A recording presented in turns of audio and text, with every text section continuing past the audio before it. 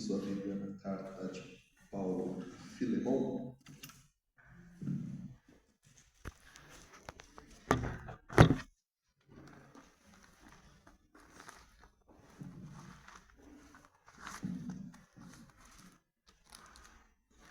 Carta de Paulo escreve a Filemão.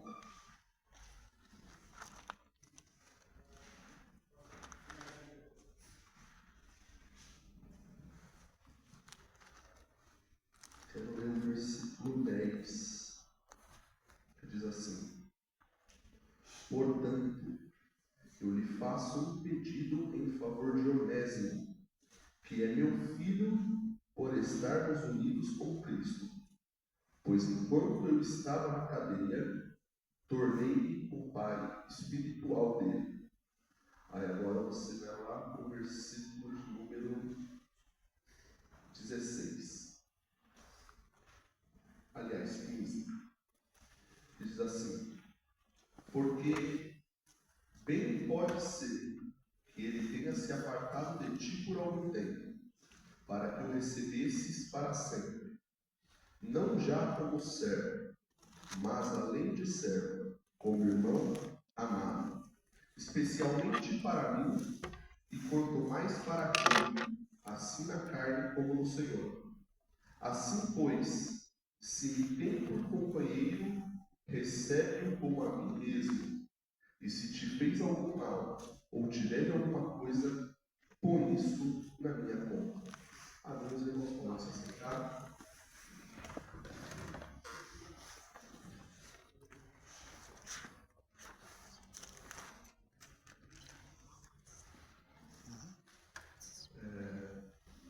Quero agradecer a Deus por mais uma oportunidade, por agradecer pelo nosso pastor pela confiança.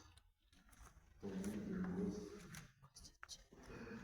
Agradecido, então, porventura eu venho errar, os irmãos me perdoam. E com certeza, se ficar alguma dúvida, nosso pastor, nossos ovelhas aqui para esclarecer.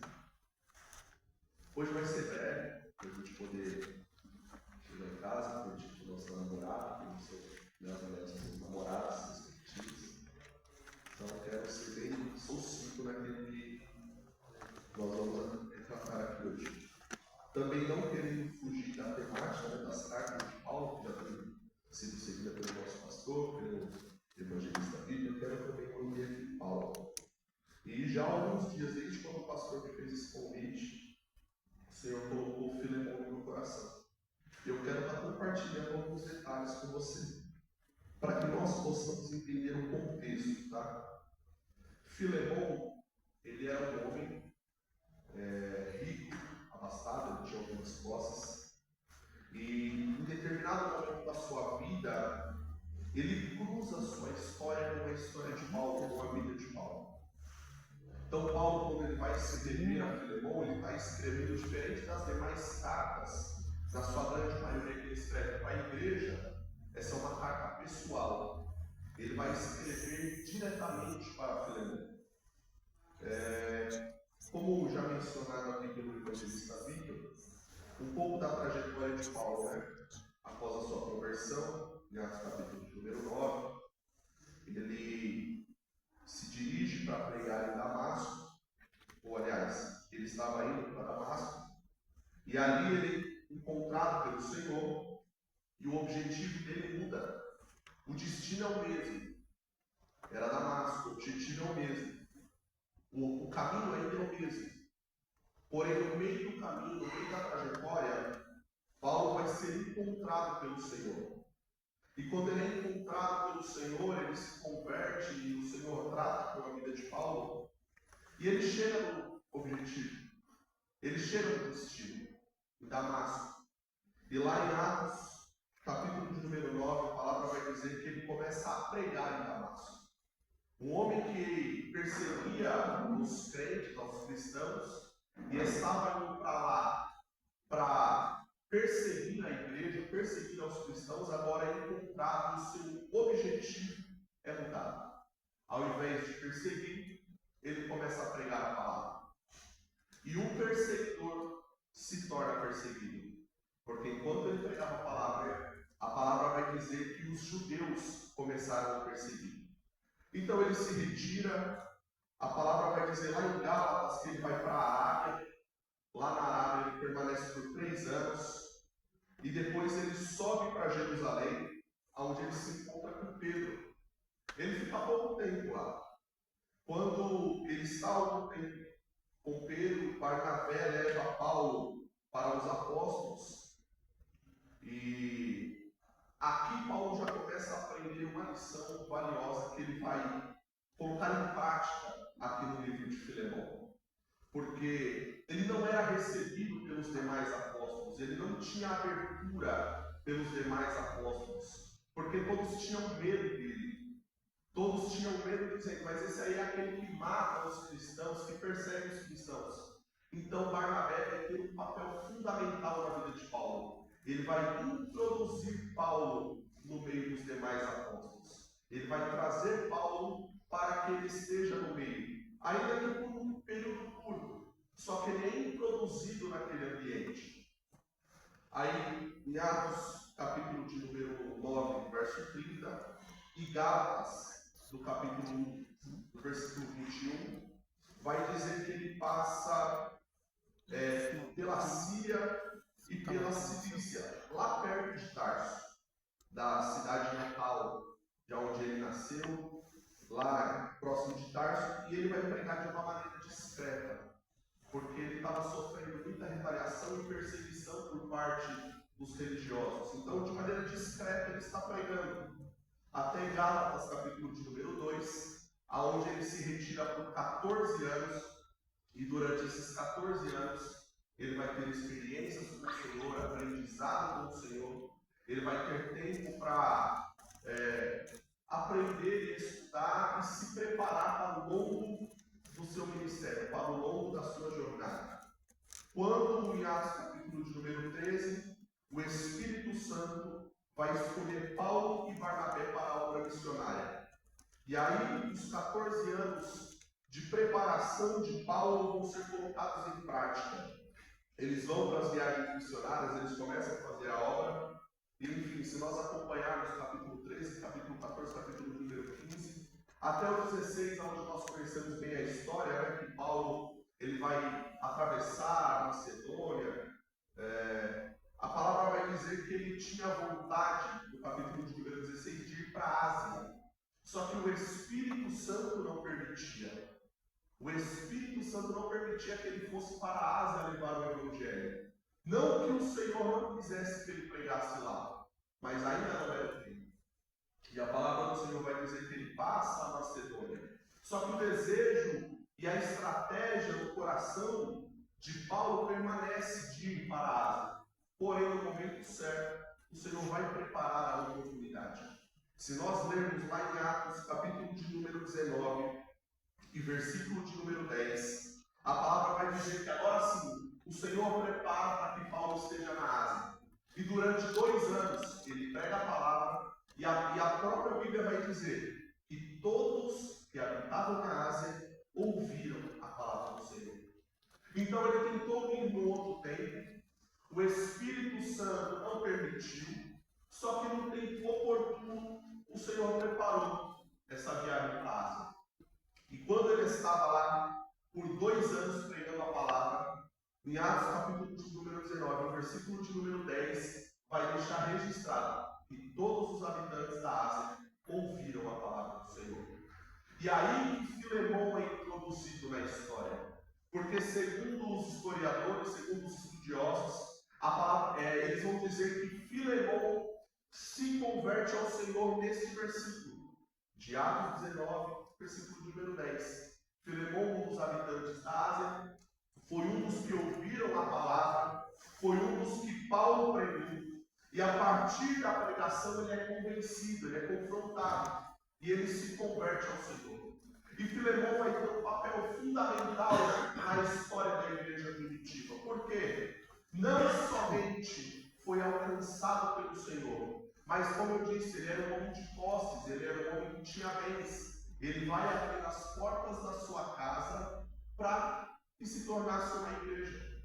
Então a igreja de Colossenses, ela é formada dentro da casa de Filemão. A igreja de Colossenses, ela é formada dentro da casa de Filemão. Então Filemão, quando ele se converte ao Senhor, logo ele abre as portas para que a sua casa fosse uma extensão da obra que Deus tinha para fazer. E aí a palavra vai dizer uma parte, para nós resumirmos, muito importante, Atos capítulo de número 28 e versículo de número 30. A palavra vai dizer que neste versículo, Paulo, depois de uma grande prova, uma grande luta que ele passou, os romanos o levaram preso e ninguém achava acusação dele, mas os judeus queriam que Paulo ficasse preso. Enfim, não era Roma que perseguia Paulo nesse momento, eram os judeus que forçavam, que não queriam Paulo no cenário. E aí, por fim, ele conseguiu ficar numa prisão domiciliar. Atos capítulo de número 28, versículo de número 30, vai dizer que por 2 anos ele estava preso numa casa a qual era dele. E ali ele tinha uma grande liberdade. E eu consigo entender a estratégia do Senhor em cada detalhe. E Paulo se aproveita disso. Por quê? Enquanto Paulo está solto, ele faz as viagens, ele prega, ele leva o evangelho. Porém, ele se aproveita da oportunidade em que ele foi preso, que ele tinha um tempo, vamos dizer assim, sobrando, para colocar em prática uma parte fundamental que serve para nós até os dias de hoje. Porque se Paulo estivesse ainda em suas viagens e pregando, ele não teria o tempo e a oportunidade de deixar para nós lições valiosas. Porque durante esses 2 anos em que ele estava preso, ele consegue escrever 4 cartas.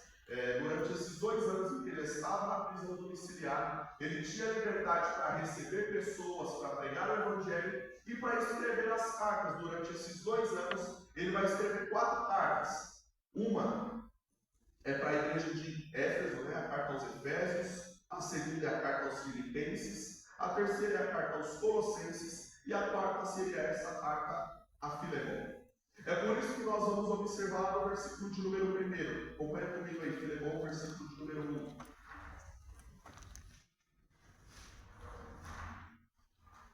A carta começa assim: Paulo, prisioneiro de Jesus Cristo. Então veja bem, ele está dizendo que ele era prisioneiro naquele momento. Ele estava dizendo que ele estava preso. E o que me encanta aqui é que ele estava preso e ele não vai atribuir a ordem da sua prisão, a função da sua prisão a Roma. Ele não vai atribuir a homem a situação em que ele estava passando. Ele não vai dar glória ao homem por aquele período que ele estava passando. Porque Paulo entendia que tudo que ele passava, tudo que ele vivia, era debaixo do controle e da mão do Senhor.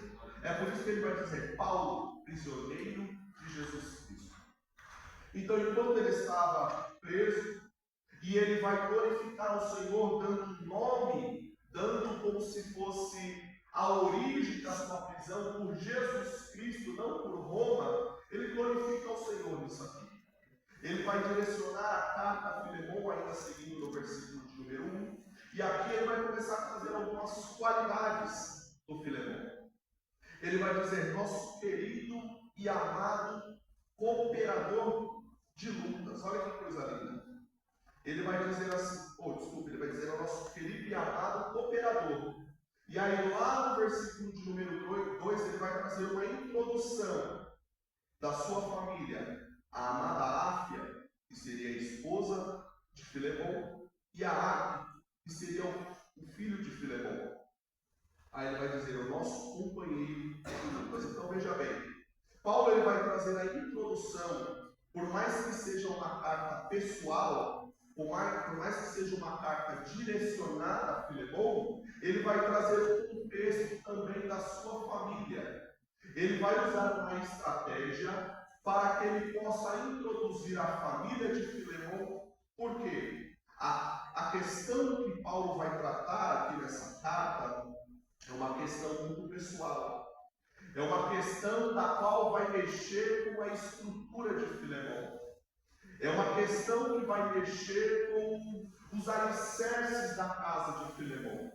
Então ele começa introduzindo a família. Ele vai dizer assim: você é um irmão querido, um irmão amado e nosso cooperador. E também a sua esposa, a nossa amada Áfia. E ao seu filho, Arquipo, que a palavra vai dizer que Arquipo aqui era o pastor da igreja aos Colossenses. Se você puder abrir comigo aí Colossenses, capítulo de número 4 e o versículo de número 17. Colossenses, capítulo de número 4 e o versículo de número 17. Então veja que além de abrir as portas da sua casa para receber a igreja do Senhor, para formar a igreja do Senhor, Filemão também tem a sua família envolvida na obra evangelista viva. A sua família faz parte também da obra. Ele não estava aquém do chamado, ele não estava aquém do objetivo que a igreja tinha naquele momento. Pelo contrário, ele estava envolvido, ele era um cooperador. E o seu filho era um pastor. Quem pode ler para mim Colossenses capítulo de número 4, versículo 17? Pode ler, irmão Jesus. E diga ao Arquipo, atente para o ministério que você recebeu do Senhor, cumprindo bem a sua tarefa. Olha aí. E digo isso a Arquipo, atente para o seu ministério. Glória a Deus. Atente para o seu ministério, cumprindo aquilo que o Senhor colocou nas suas mãos. Então aqui está dizendo que ele recebeu o ministério do Senhor e que o Senhor estava dando a responsabilidade de ser pastor da igreja de Colossenses, que era a igreja fundamentada na sua casa. O antigo pastor dessa igreja também aparece aqui na carta aos Colossenses, no capítulo de número 2 e o versículo de número 1,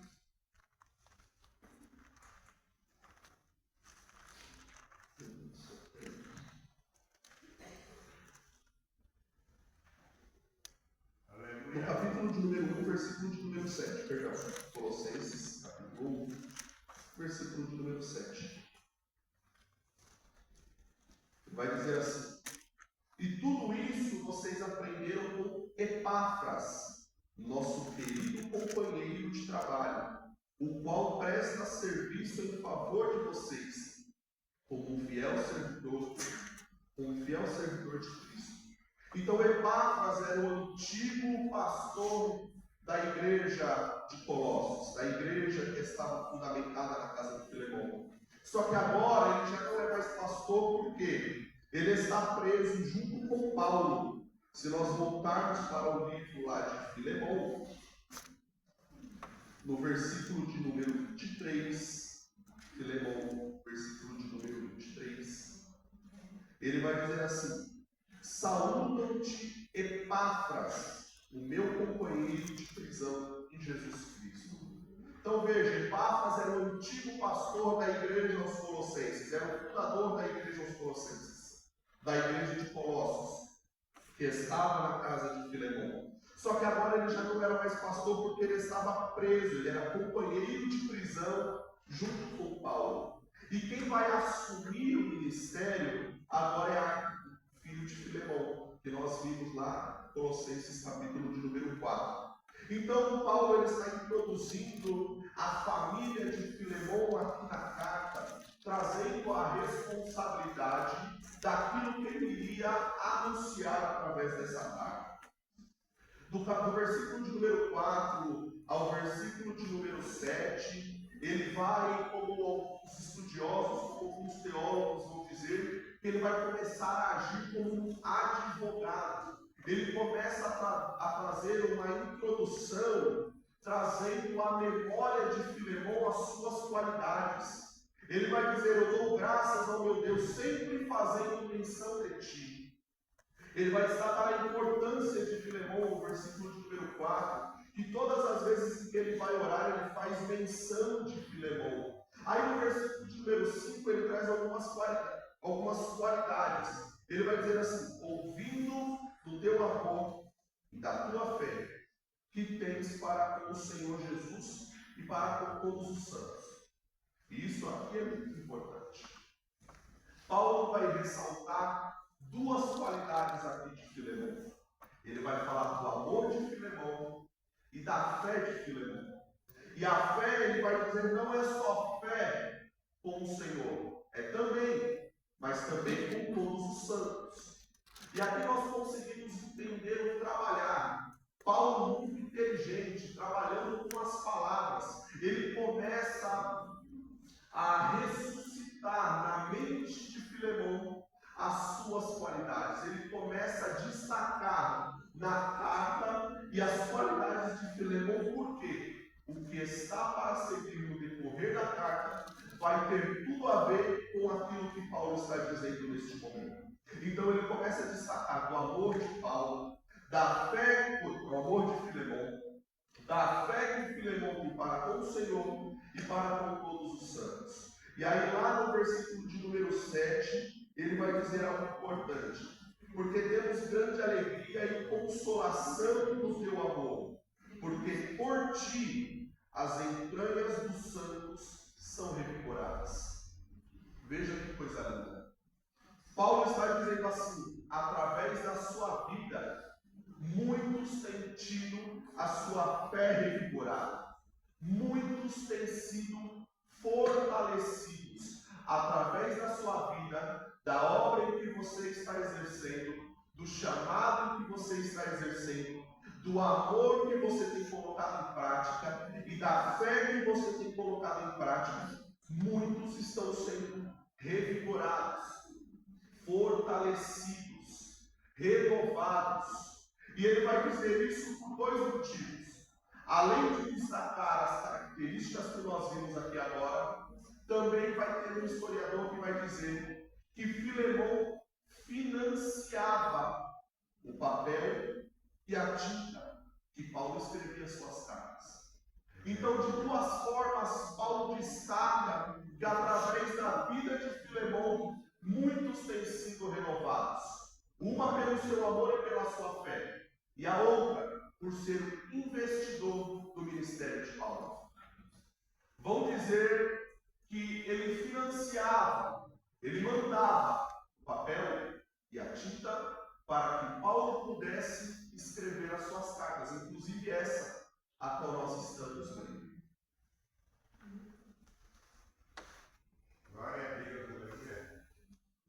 E aí ele vai entrar no tema principal da carta. Qual é o tema principal? Perdão. O objetivo de Paulo escrever a Filemão é sobre exercer o perdão. Se nós lermos no versículo de número 8 até o versículo de número 10, nós vamos entender o intuito de Paulo. Acompanhe comigo. O versículo de número 8 ele vai dizer assim: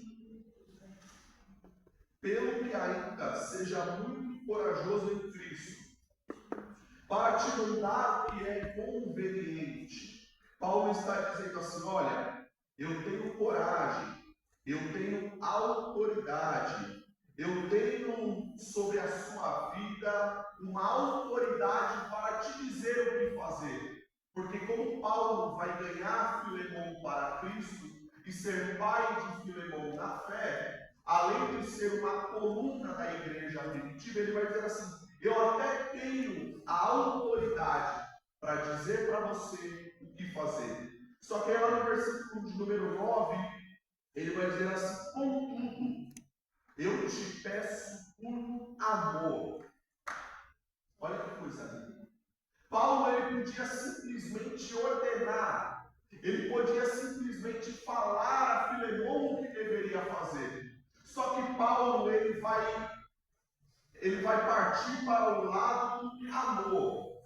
Ele vai partir para o lado de que Filemão iria exercer as suas duas características, como nós mencionamos, o amor e a fé para todos os santos neste momento. Ele vai partir para o lado do amor. Eu até tenho autoridade para mandar você fazer aquilo que eu estou mencionando nessa carta, mas eu prefiro te dar a oportunidade de exercer o amor. Eu prefiro que você seja tocado por si mesmo e tome a decisão por sua própria vontade, pelo amor que há dentro de ti. Ele vai dizer assim: sendo eu tal como sou, Paulo, o velho, e agora também prisioneiro de Jesus Cristo. Aí no versículo de número 10 ele vai dizer assim: peço-te por meu filho Onésimo. Quem é Onésimo? Onésimo era um escravo, e ele era escravo de Filemão. Ele servia a casa de Filemão. Ele era um homem que dedicava sua vida e trabalhava na casa de Filemão. Porém, a história vai dizer que Onésimo, um belo dia, foge. E não só foge, ele vai furtar alguma coisa da casa de Filemão. E quando Onésimo foge, segundo a tradição, ele vai conseguir dinheiro, ele vai descer para o porto e ele vai pegar um navio sentido a Roma. Ele vai viajar cerca de 1.500 quilômetros de Colossos, na Grécia, para Roma. E veja bem, Onésimo estava fugindo, como algumas pessoas vão dizer, que para o esgoto do mundo. Roma era um lugar onde se encontrava todo tipo de imundícia. Era um lugar onde se encontrava tudo de ruim que estava localizado em Roma. Roma era um lugar onde a liberalidade estava escancarada, aonde havia fugitivos, aonde havia tantas coisas, meus irmãos, e é para lá que Onésimo vai procurar refúgio. Só que o Senhor, ele é especialista em achar os escondidos, em achar aqueles que estão na rota de fuga. Quem não se lembra da história de Jonas? Jonas estava fugindo, porém o Senhor marcou um encontro com Jonas na rota de fuga. E não é diferente com a vida de Onésimo. Enquanto Onésimo fugia, enquanto Onésimo estava na rota de fuga, mal sabia ele que o Senhor já estava orquestrando o seu caminho. O Senhor estava direcionando, ele não sabia, mas o Senhor estava direcionando Onésimo para o centro da vontade de Deus. Porque enquanto ele está fugindo para Roma, não por coincidência, ele vai parar justo na casa de Paulo, que estava preso, como nós lemos. Então, durante esse período em que Paulo ficou preso, ele não somente escreveu, mas ele foi usado por Deus para mudar a vida de alguém. Então, preste atenção aqui. Cenários que parecem estar caminhando para a catástrofe, para o caos, para a prisão. Cenários ao nosso redor em que nós somos submetidos. E evangelista Vitor, parece que nós nem fizemos nada para merecer a situação na qual nós estamos. Mas não reclame, não murmure. Pode ser somente o Senhor preparando um ambiente para receber um Onésimo, para receber alguém que precisava de misericórdia, para receber alguém que precisava de um pouco de amor, para receber alguém que traria uma palavra de vida quando a sentença era morte. Por quê? Quando Onésimo toma a decisão de fugir, quando Onésimo ele furta e ele tem a decisão de fugir da casa de Filemão, segundo a lei romana, ele poderia sofrer algumas consequências. Se ele fosse capturado novamente pelo seu senhor, a lei defendia que o escravo fugitivo poderia ser morto. Um escravo fugitivo poderia ser morto. Ou, se o seu senhor tivesse um requinte de misericórdia, ele só apanharia para que todos os demais escravos o tomassem por exemplo. E não somente isso, ele estava fadado, ele estava destinado a ter uma marca, como aquelas que nós vemos, marca de ferro quente em gado. Ele estava fadado, ele estava destinado a ser marcado por um ferro quente desse, com a letra F na sua testa, para que todos que olhassem para Onésimo vissem que ele era um escravo fugitivo. Então Onésimo estava fadado, no livro de Samuel, a ser rotulado como um fugitivo. Ele estava fadado a todos que olhavam para a sua feição vissem que ele errou, que ele pecou, que ele falhou. Ele estava destinado a uma marca de fracasso para o resto da sua vida, porque a cicatriz não sairia mais. Ele estava fadado, ele estava destinado a ser rotulado por um erro que cometeu no passado.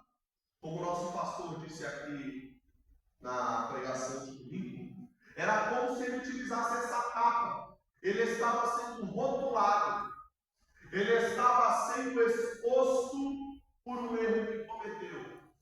Ele estava sendo exposto, irmã Mirtz, a ser marcado pelo resto da sua vida por um momento de falha.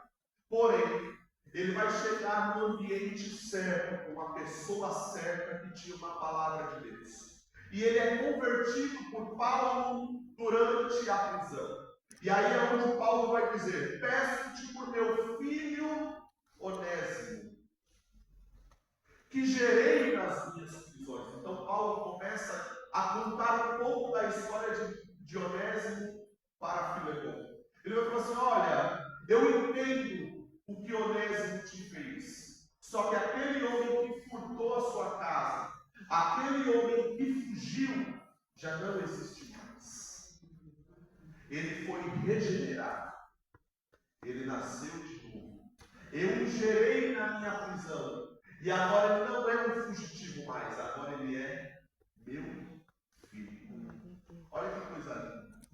Paulo, ele se coloca no meio, Mael, de um escravo fugitivo que estava fadado, estava sentenciado a uma vida de vergonha, a uma vida onde ele seria julgado e apontado por um erro que cometeu, de um senhor, Filemão, que tinha toda a razão na palma da mão. Filemão tinha um direito, a lei o dava guarnição para isso.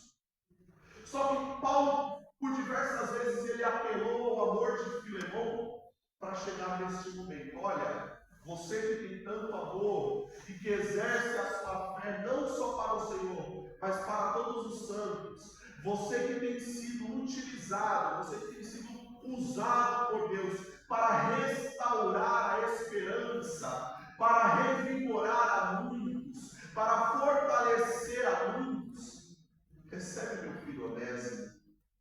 Ele traz todas as características apontando as qualidades de Filemão, para que quando ele fosse apresentar o seu pedido, se tornasse quase impossível, irmã Mirtz, dizer não. Paulo prepara todo o terreno, evangelista Web, para que quando Onésimo chegasse e o pedido fosse feito, a consciência de Filemão estaria sendo acusada do quê? Você é amoroso, você tem fé, você é um homem que ajuda, que coopera na obra. Veja a igreja que está na tua casa. Por isso que ele vai falar isso: olha, o seu filho é pastor, ele prepara todo o terreno, para que quando chegasse o pedido, se tornasse quase impossível de Filemão falar não. Aí ele vai dizer assim: olha, no versículo de número 11: o qual em outro tempo te foi inútil. Por quê? O significado de Onésimo é útil. ele vai fazer um trocadilho com o nome de Onésimo. Ele fala assim, olha, alguém que era para ser útil, foi inútil. Só que ele entrou com Cristo, ele foi gerado, ele é uma nova pessoa e ele volta como alguém útil para a tua casa. E aí ele vai dizer assim, eu te envio de volta, então recebe como se estivesse recebendo a mim mesmo. Recebe como se estivesse recebendo o meu próprio coração, de algumas versões vai dizer. E aí no versículo de número 13, Paulo vai dizer assim, eu bem quis reter ele comigo, para que em teu nome lhe servisse nas prisões. Ou seja, Onésimo que estava trabalhando para Paulo como mensageiro, Onésimo que com as suas próprias mãos vai levar a carta a Filemão, e também a carta à igreja de Colossos, é Onésimo junto com Tíquico que está levando a carta. E Paulo vai dizer assim, olha, eu estou te enviando alguém que foi inútil, mas que agora é útil. E no versículo de número 13 ele fala assim, eu até queria reter ele comigo, para que me ajudasse na hora. Porque enquanto eu estou preso, ele consegue se locomover, então para mim ele é muito útil. Quando Paulo vai mandar Onésimo de volta a Filemão, ele está dizendo assim, eu também estou abrindo mão. Eu também estou abrindo mão. Porque o Evangelho é isso, irmãos. Não é sobre ganhar. Não é sobre acumular riquezas. É sobre saber abrir mão. Filemão abriria a mão da sua razão. Paulo estava abrindo mão de um servo, de Onésimo, um companheiro. E Onésimo estava abrindo mão, porque ele estava entregando a sua vida na mão de Filemão. Porque ele ainda não sabia qual atitude Filemão teria. Então todo mundo aqui está abrindo mão de alguma coisa. Porque o Evangelho é sobre isso. É sobre abrir mão. É sobre nem sempre, Robson, ser beneficiado, mas beneficiar alguém.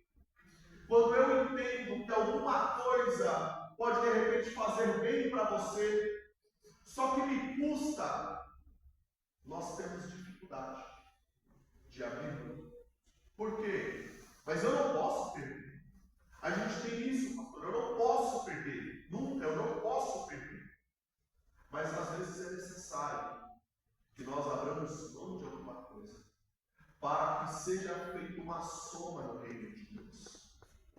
Então, quando ele chega, ele vai dizer assim, no versículo de número 15, porque bem pode ser que ele tenha se apartado de ti por algum tempo, para que agora você o receba para sempre, não como um servo. E eu quero dar uma pausa nisso aqui. Paulo agora ele está dizendo a Filemão, não só você vai recebê-lo, não só você vai abrir mão do seu direito, como você não vai receber somente como um servo, mas além de servo, como irmão amado. Porque o Evangelho nos traz um nível de igualdade. O Evangelho nos traz um nível de igualdade. Você que pode abrir comigo sua Bíblia. Um irmão acha em Gálatas capítulo de número 3 e o outro acha em Colossenses capítulo de número 3.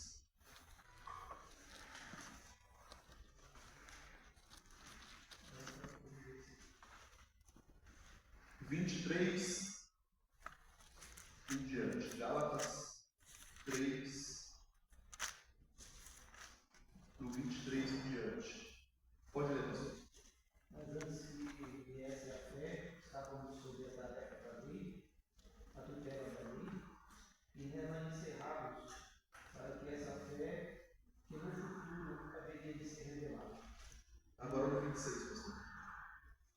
Pois todos vocês são filhos de Deus mediante a fé em Cristo Jesus. O 27 e 28.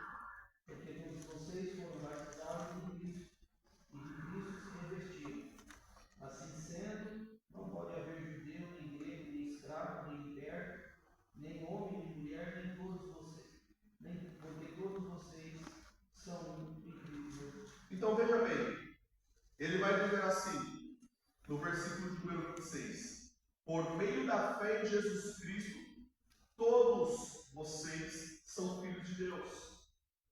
Ele não está pregando somente para uma classe de pessoas. A palavra, o Evangelho não é somente para uma classe de pessoas. Pelo contrário, olha lá o versículo de número 28. Desse modo, não existe diferença entre judeus e não judeus, entre escravos e pessoas livres, entre homens e mulheres. Não há distinção. O Evangelho tem esse poder de trazer todo mundo à igualdade. Ninguém é mais do que ninguém, assim como também ninguém é menos do que ninguém. Não é por ser mulher, por ser homem, por ser escravo, por ser senhor do escravo.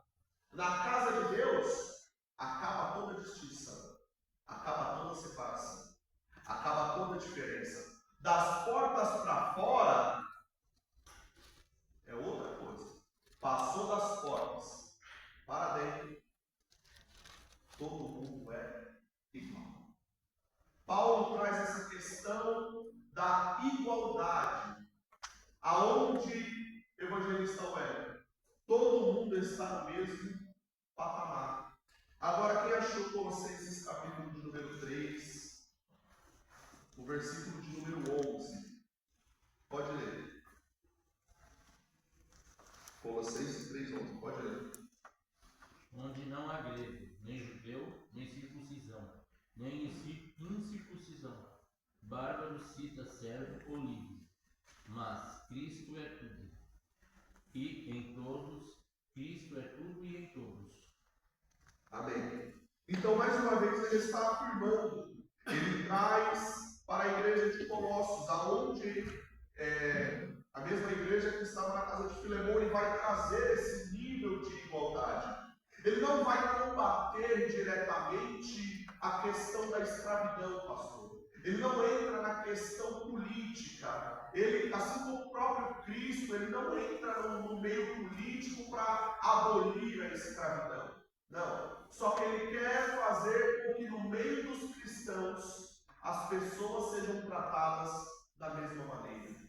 Aonde não há maior e nem menor, aonde não há distinção por sexo ou por gênero ou por fortuna, um mais abastado, outro menos abastado. Não. Ele quer trazer uma igualdade, porque ele vai dizer assim, e esse final do versículo aqui é maravilhoso, mas Cristo é tudo e está em todos. Ou seja, Cristo é tudo em nós. E todos nós temos a Cristo. Ou nós, como casa e templo do Espírito Santo. Porque essa carcaça nossa pode, de repente, o evangelista Vitor, trazer para nós algumas diferenças. Mas a essência que há dentro de nós é a mesma, que é do Espírito Santo. Então ele está trazendo a questão da igualdade. Eu quero trazer só uma curiosidade. O que torna alguém a virar escravo? Existem algumas situações, existem algumas formas que alguém se tornaria escravo. Uma delas é ser filho de uma escrava.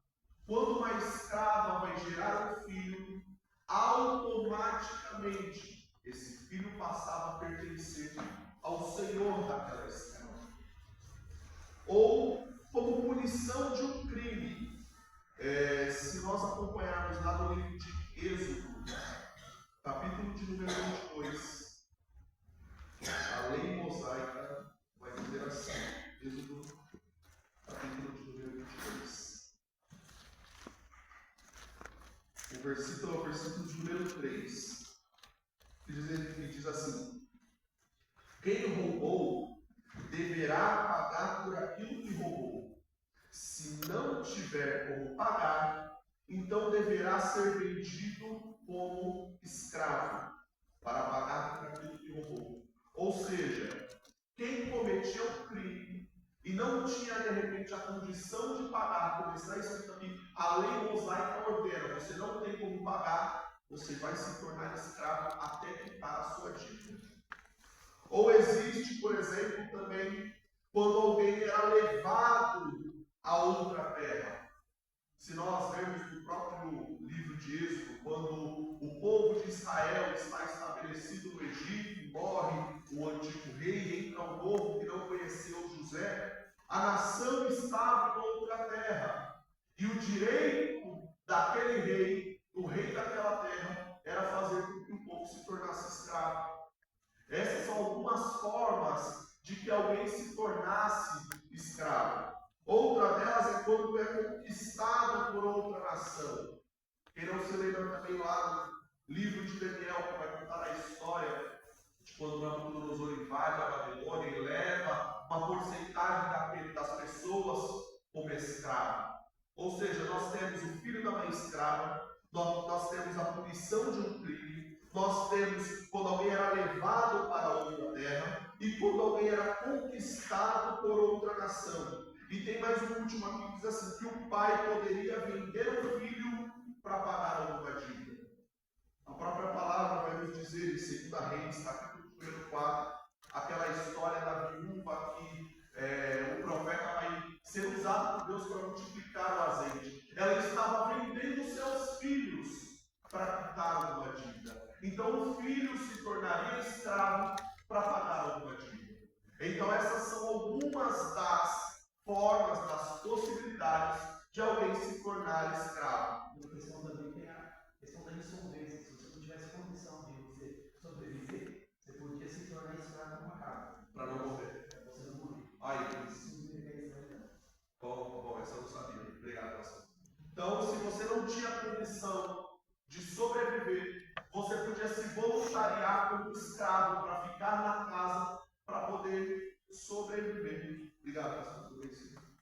Se nós formos olhar então para a vida de Onésimo, por ser escravo, eu não sei qual é a origem da sua escravidão, só que a questão era essa: ele era escravo e ele estava sentenciado, ele estava destinado a uma vida rotulada por um erro que cometeu. Só que Paulo ele vai fazer algo maravilhoso que a teologia chama de doutrina da imputação. O que é isso? É quando você não precisa pagar por algo que você cometeu, mas eu vou pagar por você, eu estou tomando a sua dívida para mim. Acompanha comigo lá no versículo de número 17. Ele vai dizer assim: assim, pois, se me tens por companheiro, recebe-o como a mim mesmo. Paulo está dizendo assim: não veja ele somente como um escravo, como alguém que errou. Recebe ele como se você estivesse recebendo a mim. Paulo coloca em prática aquilo que ele aprende com Cristo. Olha o versículo de número 18. Isso aqui para mim é lindo. Ele vai dizer assim: e se ele te fez algum mal, ou te deve alguma coisa, coloca isso na minha conta. Coloca isso na minha conta. Ele vai dizer assim: olha, eu estou ciente do que ele cometeu. Eu estou ciente dos erros de Onésimo, que ele roubou da sua casa. Eu estou ciente que ele fugiu. Só que agora recebe ele como se você estivesse recebendo a mim mesmo. E se ele te deve alguma coisa, põe na minha conta. Ele está colocando em prática aquilo que ele aprende com Cristo. Ele está colocando em prática aquilo que o próprio Cristo fez com ele. Porque ele também devia e não era pouco. Paulo era um homem que, se fosse pagar pelos seus pecados, era coisa demais. Só que Jesus Cristo, em Atos capítulo de número 9, olhou para Paulo e disse assim: eu pago. Eu pago. Você não deve mais nada. Eu pago a sua conta. Abre comigo aí no livro de 2 Coríntios, no versículo de número 19. Acompanha comigo, 2 Coríntios, capítulo de número 5 e versículo de número 19. Olha o que Paulo vai dizer. A nossa mensagem é essa. Deus não leva em conta os nossos pecados. Veja isso. Então a primeira ação é que Cristo não leva em conta o meu e o seu pecado. Então, ou seja, Ele anula o nosso pecado. E por meio de Cristo, Ele está fazendo com que sejam amigos.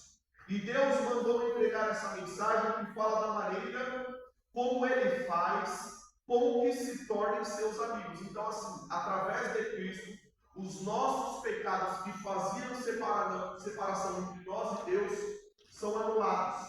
Então Cristo anula o poder do pecado na nossa vida. E não somente isso. No versículo de número 21, ele vai dizer assim: em Cristo não havia pecado, mas Deus colocou sobre Cristo a culpa dos nossos pecados. Então são duas ações. A primeira é de anular. A segunda é de colocar aquilo que era nosso sobre Cristo. Os pecados que eram nossos, Cristo levou todos na cruz.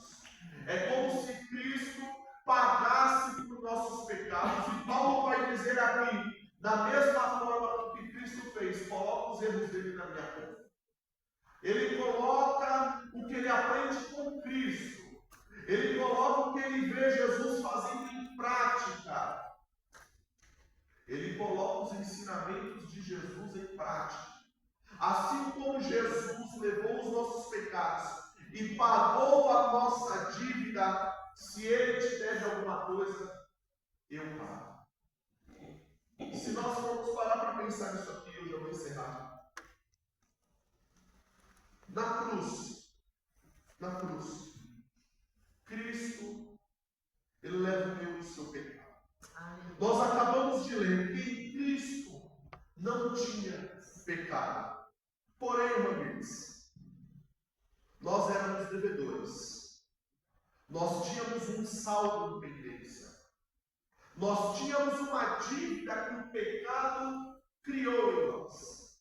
Abre comigo aí no livro de Salmos, número 49. Salmos 49.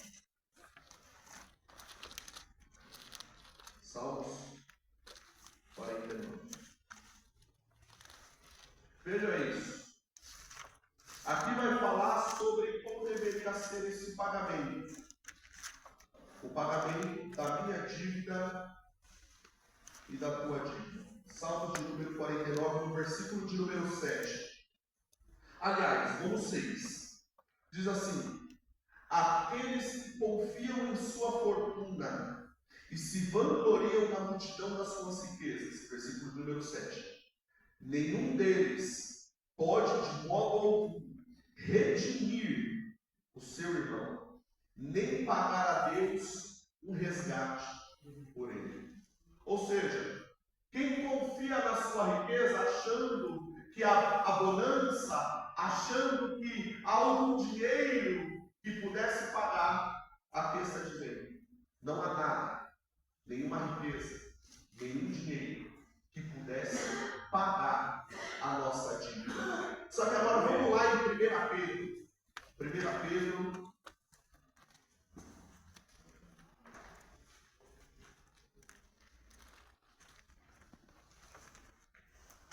No capítulo de número 1. 1 Pedro, capítulo de número 1.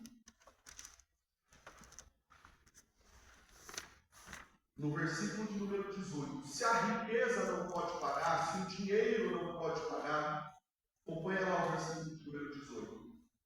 Pois vocês sabem o preço que foi pago para livrá-los da vida inútil que herdaram dos seus antepassados. Esse preço não foi como uma coisa que perde o seu valor, como o ouro e a prata. Não foi como coisas corruptíveis, como o ouro e a prata. Então nós vimos nos Salmos que não tem dinheiro, não tem riqueza. E em 1 Pedro, que nem o ouro e nem a prata, que são corruptíveis, poderiam pagar a nossa dívida. Aí no versículo de número 19 ele diz assim: mas foram libertos pelo precioso sangue de Cristo. Glória a Deus, aleluia. Então aqui ele está dizendo Aleluia. que nós tínhamos uma dívida, que o dinheiro não tinha condição de pagar, que o ouro não tinha condição de pagar, que a prata não tinha condição de pagar. Então a nossa dívida estava em xeque, pastor. Nós estávamos com saldo do devedor. Porém, Jesus Cristo, quando está na cruz do Calvário, ele entende que ele como oferta é muito mais valioso que os bens materiais, os bens terrenos que nós temos. Então ele vai pagar um alto preço. Que alto preço é esse? O seu sangue precioso. Glória a Deus. Era a única coisa, irmãos, que podia quitar a dívida, que podia pagar a nossa conta. Era o precioso sangue de Jesus. Amém. E para encerrar, quando Jesus Cristo está na cruz do Calvário, a palavra do Senhor vai dizer que quando ele está próximo de se entregar, ele dá um brado: Tetelestai, está consumado. Existem algumas interpretações no grego do que o que significa Tetelestai. Mas eu só vou trazer uma.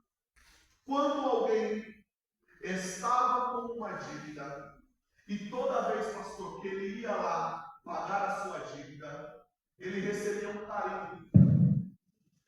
Tetelestai, que significa a sua conta foi paga. Então, quando Jesus Cristo está no Calvário, lá naquela cruz, e ele dá um brado que muda toda a história, meu amigo. Quando ele grita, está consumado, Tetelestai, ele está dizendo assim: eu paguei a sua conta. Eu paguei a sua conta. Naquela cruz do Calvário, com o precioso sangue de Jesus, a nossa conta foi paga. Amém?